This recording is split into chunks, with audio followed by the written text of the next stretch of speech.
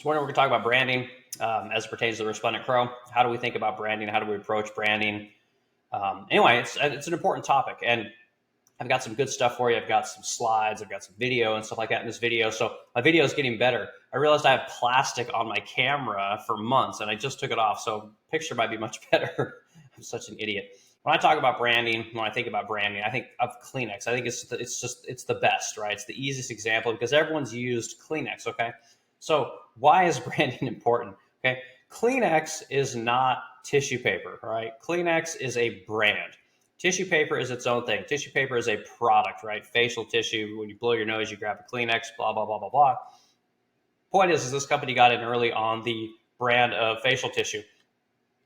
And now everyone thinks of facial tissue as Kleenex. And so this is how I look at branding from the Resplendent Crow's point of view. When people see a piece of lacquered furniture, specifically high gloss lacquered furniture, I want them to think of the Resplendent Crow, right? When you go over to your friend's house and there's a shiny piece of furniture, I want you to go, oh, is that a Resplendent Crow? Not, is that a piece of lacquered furniture? Where did you get that piece of lacquered furniture? Is that a Greek key credenza? Is that whatever? I just want them to go, oh, is that a Resplendent Crow? That's personally how I look at branding in the simplest terms, okay? Now, there's so much more to branding and creating a brand than that. But in the most simplistic terms, that's it. Like you see a specific product, you think, oh, is that a Resplendent Crow? Okay. When you see, I'm going to use examples for men because I have men that follow me. I'm going to use examples for women because I have women that follow me. Okay. And this is the dichotomy of being a man selling a product to women for the most part. All right. So men are usually the furniture makers. Women are the ones that want the shiny furniture, right? They're the ones that want the shiny, glossy, blingy stuff, and men don't generally want the stuff. So it's tough to dance between men and women when it comes to giving examples and to talking about this kind of stuff. But I'll do my best. Okay, so how come I can sell a credenza for $8,000 and most people struggle to sell a credenza for $500?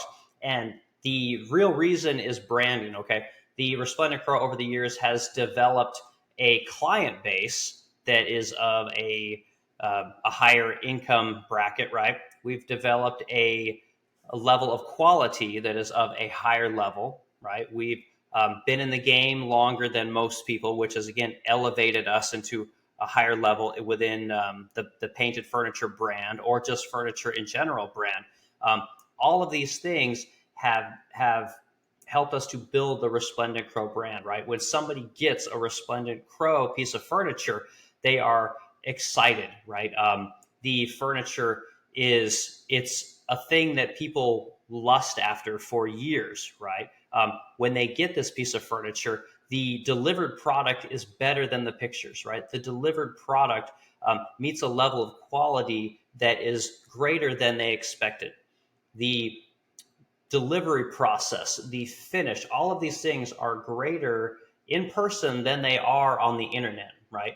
And all of these things contribute to being able to charge more money for the product, right? Which I think is very important for people to understand. It doesn't matter what you think. Like you can think you deliver the greatest product of all time, and you can talk about the time you put into it, the details, the thought process, the engineering, all these kind of things.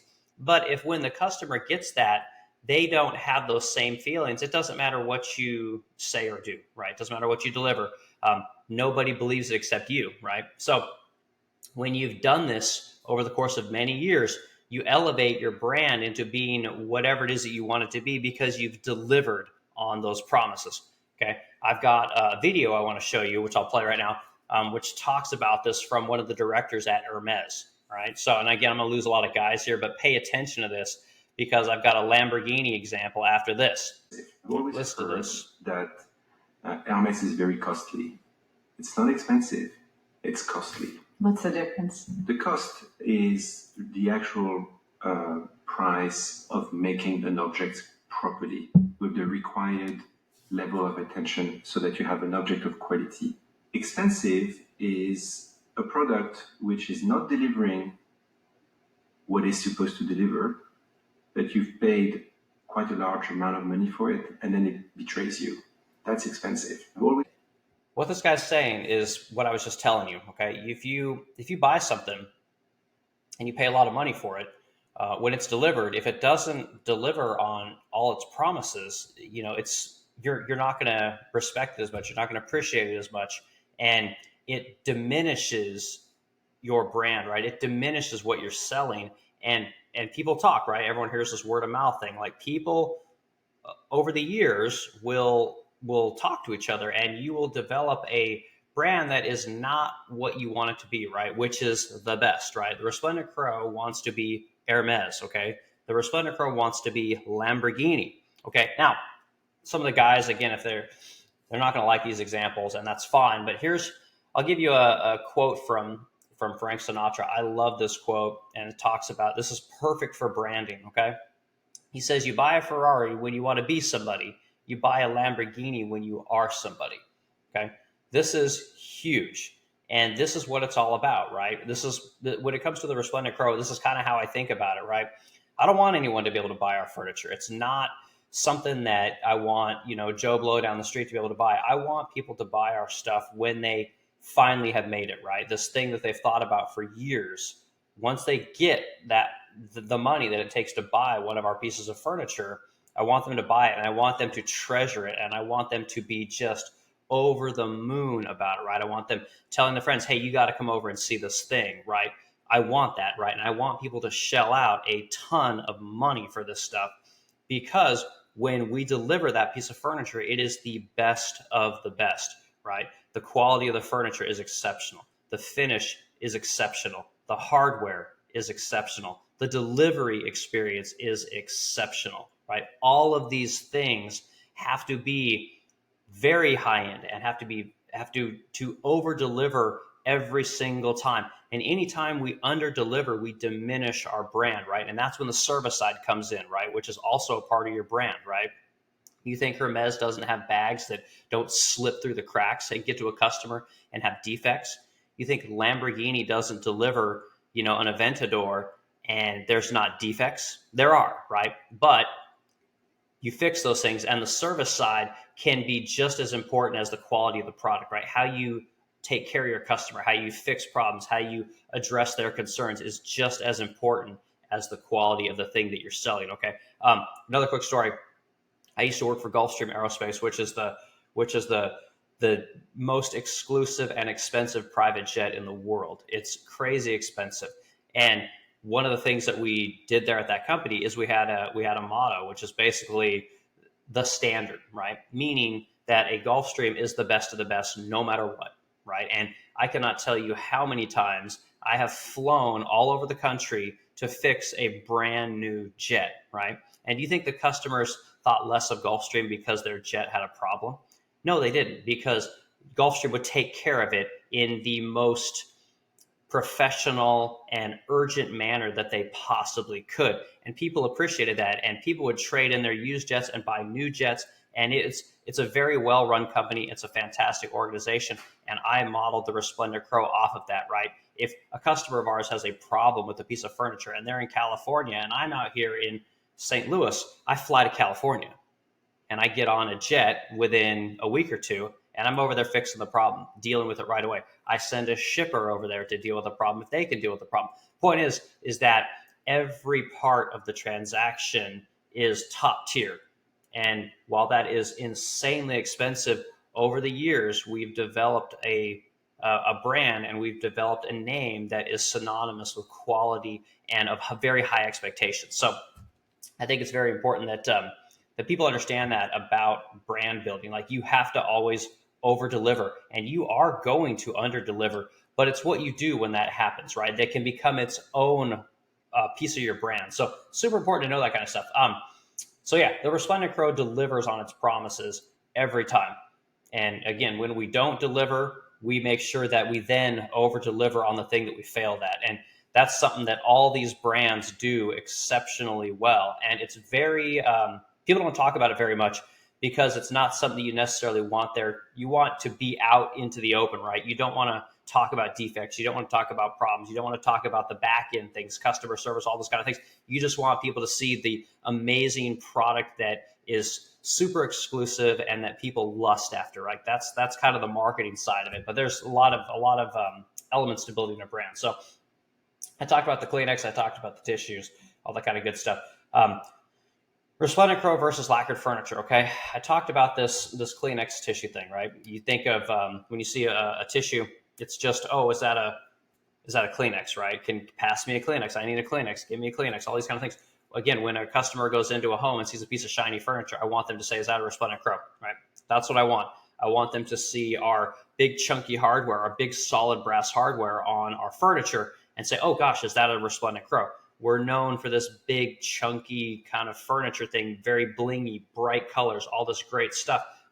That's part of the quality side of things, okay? When the director over at Hermes is talking about the quality that it takes to make a Birkin bag, it's the same thing with making a piece of Resplendent Crow furniture. And while the Resplendent Crow has many products, we have vintage furniture, right? We take in customers' furniture that they've had in their family for decades, and we sand it, we fix it, we high gloss lacquer finish it, and then we deliver it back to their home. All of these things take a lot of time and a lot of craftsmanship. And while some people don't necessarily see that, the people that buy our products see it every step of the way. A person that buys a Lamborghini is not just buying a Lamborghini because it's exclusive and it's expensive. They're buying it because it's handmade. They're buying it because of all the pedigree and racing heritage of that company, the, whatever the 75 years that Lamborghini has been in business, right? Same thing with Ferrari. Okay. People are buying these products because of how they're made, right? This is one of the reasons that at the Resplendent Crow, I constantly push handmade. It's handmade. I make videos all the time talking about how we make things, right? And some people will tell me that we're bragging. I get other people that tell me that our furniture is just ridiculously expensive, right? And I'm not selling to these people, but I am always putting out how we make our furniture because I'm showing people the quality. Because the 10 people that will bitch about the price of our product, there's 10 people out there also that lust after our product, right? And they want a handmade quality piece of furniture in their home with beautiful designed, well-designed hardware. They want to know that somebody spent 40 hours sanding a piece of furniture. They want to know that somebody spent time polishing and buffing. They want all of this stuff, right? They like the idea that Eric made them a piece of furniture, that Sucheta designed a piece of hardware for them. They really like this kind of stuff. And there is a ton of value in that. And people need to understand the thought process behind selling an exclusive, expensive product. And I can't say it enough. It's super important that you are unafraid to be the best. You are unafraid to be exceptional. Put it out there. And if your customer reciprocates by buying your product, you have something, right? But if you're the only person talking about your product and you're the only person saying how great it is, you need to rethink what it is you're doing, or you need to try harder, or you need to move in a different direction. But when the customer reciprocates and says, yes, your product is amazing, and they give you their dollars, you got something there, right? And that's branding, okay? Now I'm going to talk about some other companies, right? And this is where I'm talking about some other brands that people are going to be a little more controversial, right? So I'm going to show you guys. I'm going to talk about Ralph Lauren. I'm going to talk about Donald Trump. And we're talking about high-end furniture in general as it pertains to branding. And again, this isn't a political thing. Like, you can say what you will or think what you will about people. This is a discussion about branding and the importance of branding. Okay, so do a quick. Let's do Ralph Lauren here. I don't have it pulled up. All right, so we got Ralph Lauren's website here, okay? And Ralph Lauren is an iconic fashion designer, okay? This guy, people don't know that this guy has a furniture line, and I learned about his furniture, I don't know, maybe 4 or 5 years ago, and I saw the prices, and I saw what this guy was selling, and I was blown away. I had no idea you could sell furniture for this, and it just really opened up my mind to what is possible when it comes to pricing your product, okay? So Ralph Lauren is an icon. And this guy can probably sell anything that he wants because of his status, right? And his name is synonymous with quality specifically. I wouldn't necessarily say he's like an exclusive brand or a very top tier luxury good like an Hermes or a Chanel or one of these Dior or one of these other brands. But he is, again, an icon and a very successful individual. So anyway, he sells furniture. Let's look at this dresser real quick. So this dresser sells for $17,000. Okay. Now I had a discussion with my wife about this, and she basically told me, like, yeah, this This thing sells for $17,000, but you have no idea how many of these things he sells. And I think that's a fantastic point. But we're talking about branding, okay? And again, you can sell your stuff for whatever you want, right? This gentleman could charge this price because he's delivered for probably 50 years in the clothing industry, okay? He has a name and a brand, okay? So what we're going to pay attention to here is, we'll start with the size, okay? This thing's 80 inches long. This is a fairly big dresser, okay? I sell 80-inch dressers.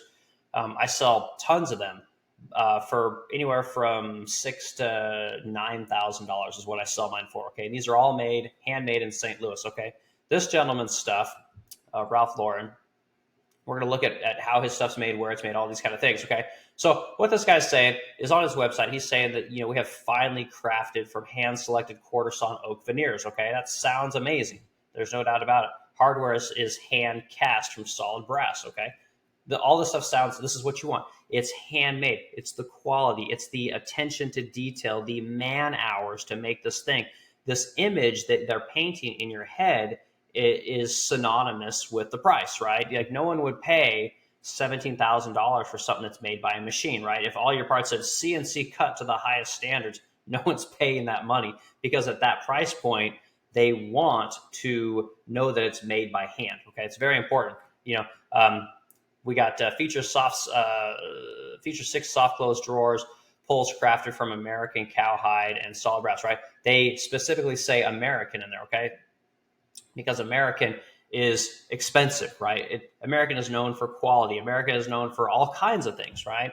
Highest level of hand craftsmanship. They're really emphasizing this handmade thing. Okay, now here I'm going to blow your mind. So go over here to all services, prepped, sealed, finished, blah, blah, blah, blah, blah. Designed as part of Ralph Lauren's bank collection, right? Ralph Lauren, that name means a lot. It's worth a lot of money, okay? Now you go down here, it says imported. All right, so what does that mean? Let's talk about that. It's very important, okay? So where Ralph Lauren is shooting himself in the foot here is this is a legalese thing. Okay? If you purchase a Lamborghini or a Ferrari, it's very important that you know where that product is made. It's almost as important as the brand itself. It is made in Italy. Italy is synonymous with design and quality, especially in automobiles, especially in leathers, and things of that nature, right? Wines. Italy is known for many of these things. If you sell furniture in America, it's very important that it is made in America. The region of North Carolina, the region of Michigan, these parts of the country have a long heritage of making high quality handcrafted furniture. It's very important that you put that stuff in there. Why did Ralph Lauren put imported in there? Okay. My guess is because this is actually made in Vietnam or made in Egypt. And I don't know that for sure. But if they're so intent on talking about the hand quality nature, they bothered to put the American made cowhides in there, right? All these kind of things were super important. Why didn't they put where the furniture was made? Okay. At $17,000, you would think that this piece of furniture would absolutely be made in Italy. Europe has a long, storied history of making extremely high-end quality, beautiful furniture, right? Not so much now, but they have had it for a long time. America has a very storied, long heritage of making beautiful furniture. They can't put it in there, right? They can't say where this stuff is made, because if they did, it would crush the overall image of this particular piece of furniture. And my guess is this furniture, again, is made in a country that is not known with quality. And yes, it's handmade. Nike shoes in China are handmade, right? But no one thinks of Nike shoes as being high quality, high end. Nike's not going to be able to sell you some tennis shoes for $1,000. Meanwhile, Chanel, Dior, Milano Blahnik, all these people, what's the other one? I should know these. My wife is such into this stuff. Red Bottoms, right? Who's that one? Louboutin, right? These people can sell shoes for $1,000 all day, every day, but Nike can't. And they're all handmade, but most of the high-end stuff is made in Italy, and it's made in France. It's not made in China or Vietnam or Bangladesh, right? Where a lot of this stuff is made. Okay. So anyway, so I think that Ralph Lauren has kind of shot himself in the foot here. when they were talking about this product, but they can't say that this thing is imported in Italy, imported in America, or excuse me, made in America, made in Italy, made where all this high-end stuff is made. They can't do that for legal standpoints and sell it in America. It's not allowed. So anyway, I think this is a great case study in a awesome brand that can sell a extremely high-end product, but because of legalese, they can't bullshit you. Okay, so anyway, pretty cool when you look at this kind of stuff. So Ralph Lauren, high-end product, fantastic, synonymous with quality, synonymous with has a storied history in the fashion industry. And I think this is pretty cool. This guy can do this. Their website, if I go over here to their website, this is probably $100,000 website to operate all year long. And it could be made on Shopify. Who knows where it's made? But the upkeep on a site like this is very expensive. To run this site every month, it costs about $2,000. And I know this because I'm looking to upgrade the Resplendent Crow's website to be able to run this type of video. Shopify doesn't allow you to run this kind of a website at the tier that our website is currently at, right? And when you're growing a company and you're building your brand, the cost of everything gets more expensive. So anyway, I thought it was pretty cool. So another one we're going to talk about is we're going to talk about the Trump brand, right? Which again, don't focus on the politics, just focus on what's going on here. Okay.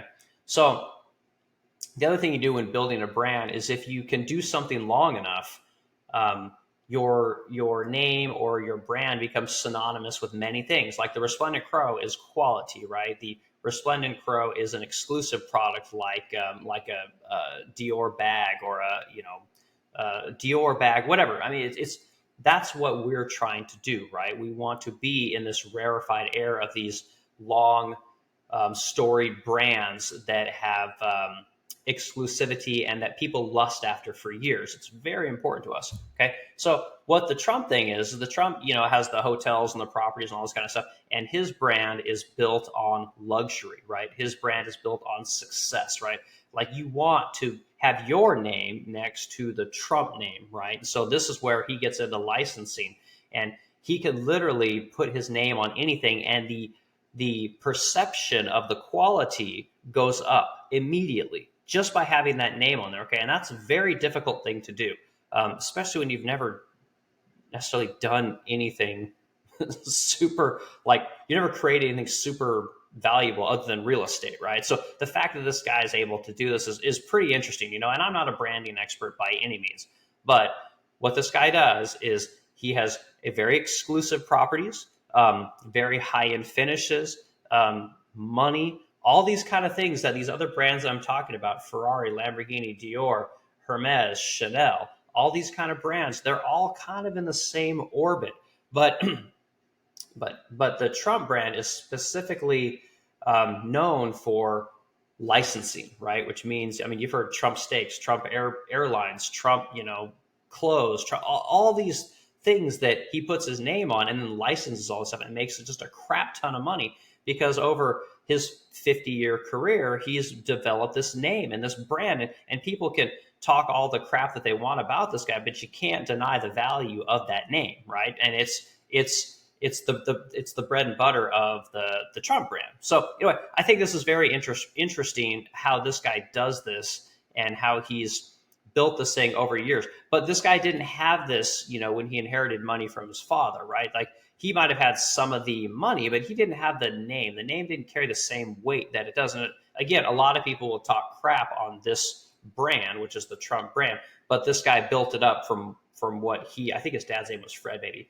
but he built this thing up from the inheritance that he got from his father and grew it into something beyond what his father had done, right? So he took this thing and grew it, right? So it's a great lesson in brand building, great lesson in taking your name and turning it into something that is worth a ton of money by taking something and adding value to it, right? Buying a property, building that property up into something better than it was, right? And then doing what this guy did, which is take it, 10x it, 100x it, whatever you want, and turn it into a luxury thing, right? Like Trump's not trying to sell stuff to the middle class. He's not trying to sell stuff to, the wealthy. He is selling to the uber wealthy, right? Which is that's that brand, right? People want their name associated with that uber wealthy thing. So anyway, it's very interesting how this guy does this stuff, and I think it's not a political thing. It's just you can't deny what this brand is and what it means and what it's done over 50 years. Okay, I mean everyone's seen Trump books, Trump boats, Trump. Just for, I mean you name. I mean look at this website. Okay, I mean you got the hotels, golf, residential, commercial, real estate, lifestyle. Okay, people don't know this. Trump is into furniture, right? I've got a link up here. I've looked at Trump furniture for a long time, and I've used it in some of my designs because it's a very high end look, right? It's the swanky hotel kind of look, and then that goes a little bit with what we do here at the Resplendent Crow. But Trump Aviation. I mean, this guy's put his name on everything. You can't deny what this person's done. So I think it's interesting. Come over here. Some people don't know this about Trump, but Trump was into furniture, right? He hooked up with Lexington Furniture and designed a whole bunch of furniture, had a whole bunch of furniture made, and sold it. And while it wasn't successful, still developed some really cool looking furniture. And I've had this picture of this credenza in my phone for, I don't know, probably 5 years at this point, because I thought it was beautiful. I had no idea that this was a Trump thing. I just thought it was a cool image. I just really love the feet. I think the feet on this particular cabinet are beautiful. I love the brass details along the front, right? Contrasting with the lacquered face of this credenza. It's absolutely beautiful.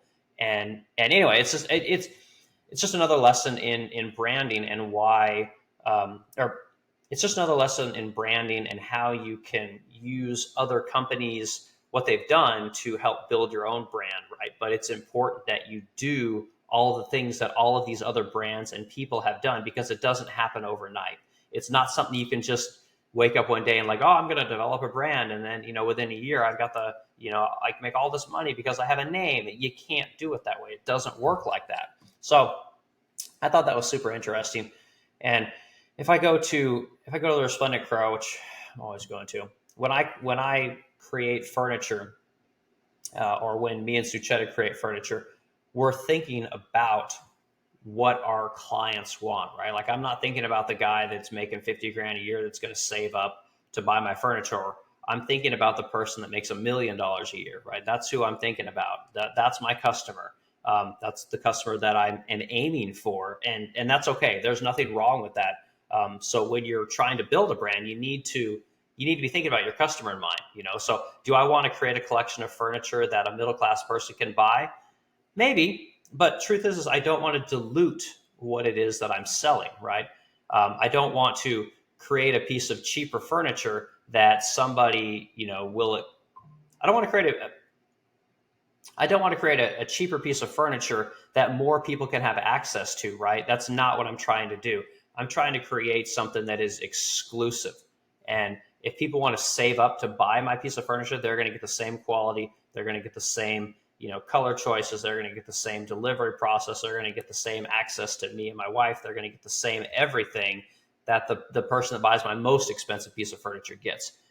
We only sell one experience to everybody, and that's what I want to do. I'm not interested in selling to 1 million people. I want to sell to 1,000 people, and I want them to pay me, $10,000. That's just how I look at it.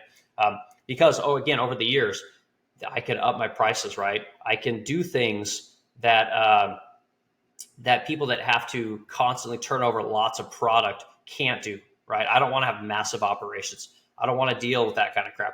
I want to have an exclusive line of furniture. I want to have an exclusive line of craftspeople, and I want to have an exclusive experience. And that's what I'm selling here at the Resplendent Crow. And anyway, I hope this video is helpful to people. People seem to like this kind of content. I do this stuff because, again, I'm not a marketing genius. I'm not a branding expert. I'm none of these things. I'm just a furniture maker, right? But I work 70, 80 hours a week to do this stuff. My wife, is extremely good at this and has really helped to open my eyes in how all this stuff works. She's actually the brains behind a lot of this stuff, but she's not as open about it. She doesn't like to work nearly as much as I do. Like I'm constantly working on things. And this is just how it is. But this is a perspective from someone who actually does the work, someone who's actually has a company that you can go to. You can order my products every day, and I'm not just bullshitting you about, oh, here's what I do. Here's my 10 tips to become a better branding expert. Here's my book on how to become a furniture maker. And here's a selling everything but furniture. Like, no, I sell furniture first. Then I talk about branding. I talk about craftsmanship. I talk about, delivery. I talk about, taxes, all these kind of things, secondary. But first, I'm a furniture maker. I'm a business owner. I operate. I deal with people. I deal with the bullshit of running a company. And that's what I think is going to be valuable in this video. It's not some person just constantly trying to sell you something. I'm not trying to sell anybody anything. Just trying to tell you what it's really like out there for people and what it's really like to run a company and to have to deal with everything that it takes to keep a company going. Because I think in the next decade, more people are going to have to be business owners. I think that this idea of working for somebody else is going to get much harder. And it's with the cost of everything going through the roof, you need to be able to raise your prices on everything that you do as long as inflation continues to go up, right? As long as it gets harder to hire people, right? Because truth is, less people want to work today.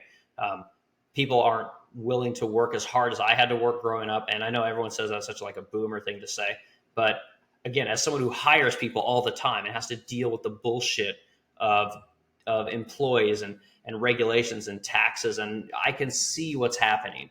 And I think that people need to start their own companies, learn how this stuff works, because I think once we all learn how difficult it is to do this stuff, we're going to develop a lot more empathy as a society, right? We're going to be less judgmental of people in general.